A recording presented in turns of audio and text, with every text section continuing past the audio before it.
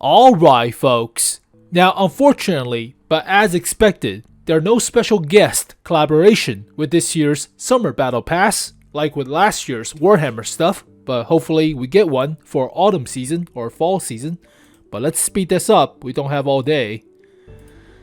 Generic coastal landing. Italy, 1943. The Allied joint forces are advancing, yet suffering losses.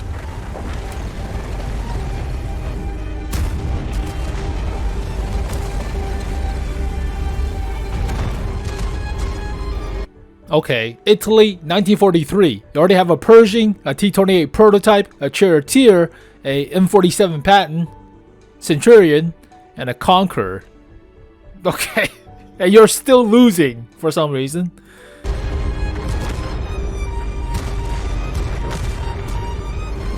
Oh, of course.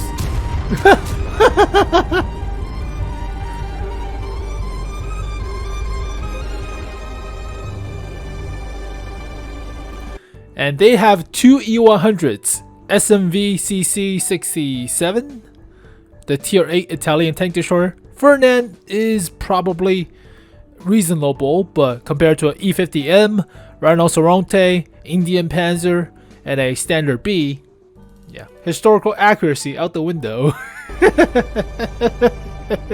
Commanders, the landing has begun.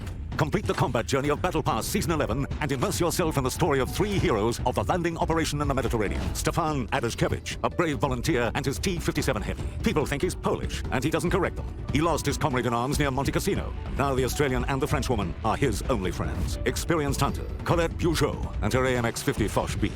A bold girl from the countryside. Doesn't know the meaning of the word rules. Does know everything there is to know about flamethrowers and good gloves. Ian Harmon from Down Under. How did he get the Type 5 Heavy? That's a real trophy. An old story. When Ian saw the Italian architecture, he spent his entire vacation sticking mosaics to his tank. It looked nice. Well, at least until the first shell arrived. These three allies from different corners of the globe don't agree on everything. But when they do, nothing can stop them. Remember when we got a storyline with the actual battle pass, like how they're fighting German vehicles that are corrupted or something, right? So they're tracking the globe, fighting German vehicles that's possessed by the Leviathan or something from Halloween event.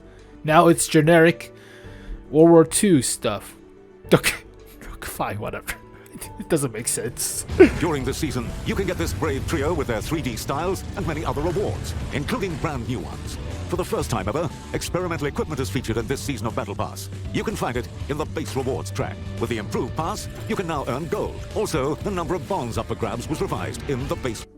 Revised is a fancy word for nerfed, practically. And they changed the garage slot to actual gold because you can now buy garage slot for money, so no more use for that, but that's a fancy word. It's nerfed. Rewards track. In the temporary chapter, you'll be able to get additional rewards, including a free premium tag. It will be available in the middle of the season.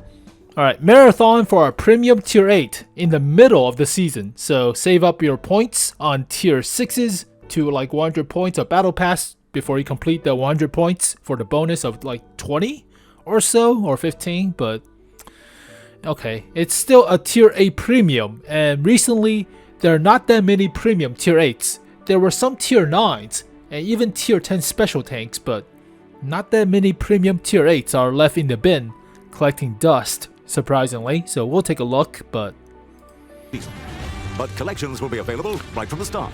They'll tell you more about our three heroes and allow the most active players to collect tokens for any tier 9 tank right away. The BZ-58-2, the Camp Panzer 3 Project 07HK, or maybe even the Cobra. Choose any. Special challenges will also await you during this season. More details about those later. Remember that this story is not limited to 3 chapters. The landing has just begun. Obviously, the T-57 Heavy skin is the best one. Everybody knows and agrees, but let's take a look at the nerf at the actual bonds you get. So all the way back down here, you get only 3,000 bonds this time after you complete all the season's battle pass chapters thing. But 3,000 bonds compared to 4,350, so about 40-ish% or so. 30-ish, 35-ish%, but that's quite a hefty chunk for experimental equipments. You can destroy them for components if you want, but okay, whatever. Alright, 900 gold total. Wow, whoopee for improved pass. Compared to 15 garage slots. Alright, fine. You can actually buy the garage slots, so might as well put actual gold, but that's a meager amount. Measly amount. That's nothing. Crap, even. Alright, premium tier 8 on the chopping block. GSR 1010FB is kinda recent. It's only been a month away. It's already on the common test, but I think it's a little bit too soon for this vehicle. It's a wheeled British medium tank, quote unquote, so kinda too new, but yeah, this thing very likely 56 TP compared to the Czech tank destroyer. Yeah, it's relatively about the same timeline. Relatively the same timeline. A lot of Stridsfordens tier 9. Unfortunately, the ST62 version number 2 was a tier 10 light tank into a tier 9 premium light tank into a premium tier 8 medium tank. And we have the TITT all the way back half a year ago. Holy crap. So not that many new premium tier 8s. So already covered the Froggo. It's a freaking object.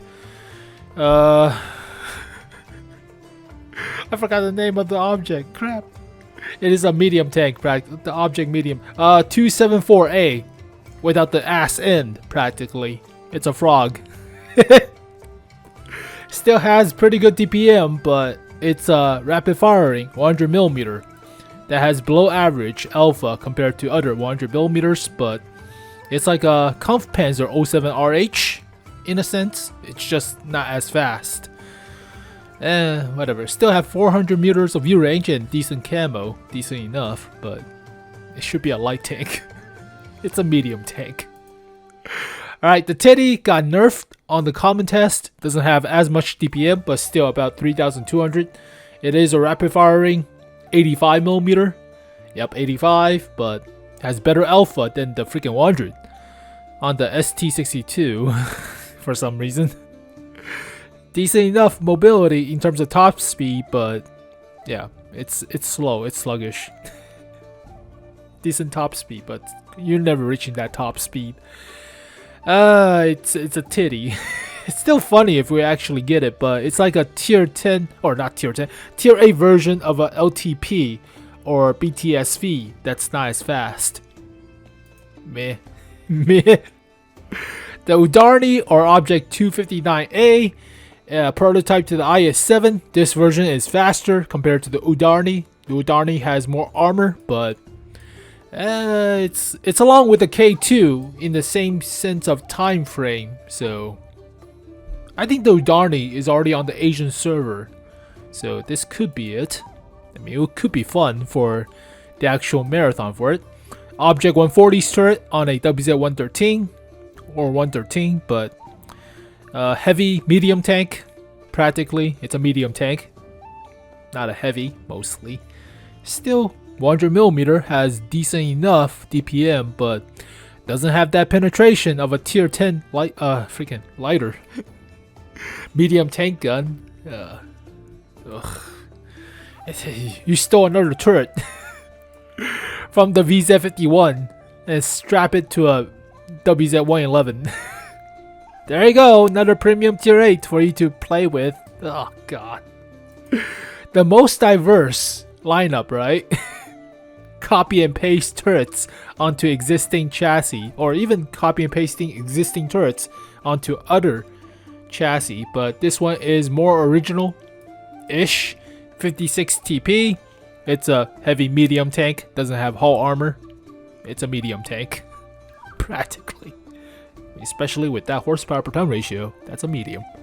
We cover all these vehicles, really, and it's okay for the marathon aspect, but none of these tanks are that special in a sense.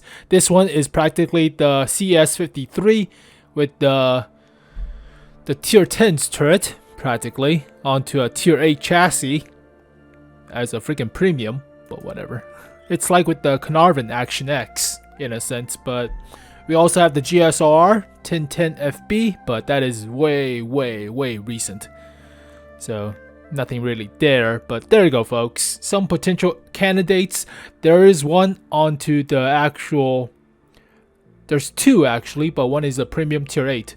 It's an American tank destroyer at tier 8, but it's just this morning, so it's highly unlikely that's going to be on the actual marathon.